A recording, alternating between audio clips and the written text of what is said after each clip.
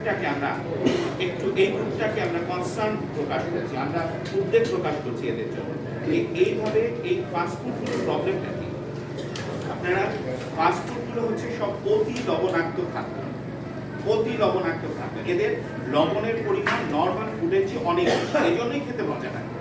এবং একটাই সাহায্য চাই আমাদের দেশের মতো একটা দরিদ্র দেশে কিডনি রোগকে হ্যান্ডেল করা অত্যন্ত কঠিন। কিডনি রোগের চিকিৎসা প্রোভাইড করা যেসব উন্নত দেশ আছে, ধনী দেশ আছে, তাদের জন্য অত্যন্ত কঠিন।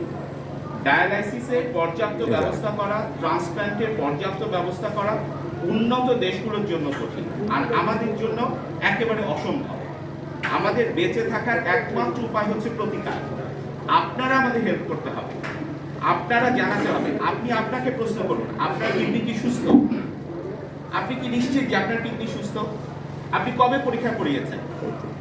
আজকে একদম প্রথম অবস্থায় যদি আপনি পরীক্ষা করান, আজকে প্রথম অবস্থায় যদি নির্ধারণ করা যায় yes we have got treatment, আমাদের চিকিৎসা আছে, আমরা আপনাকে চিকিৎসা করতে পারবো, আপনার কিডনি নষ্ট হয়ে যাওয়া আমরা প্রতিকার করতে পারবো, প্রতিরোধ করতে পারবো।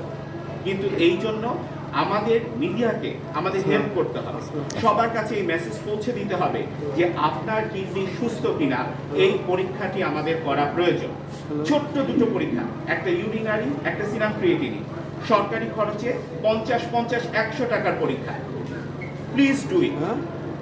এইটা প্রতিটা হাসপাতালে করা উচিত, প্রতিটা কমিউনিটি ক্লিনিকে করা উচিত।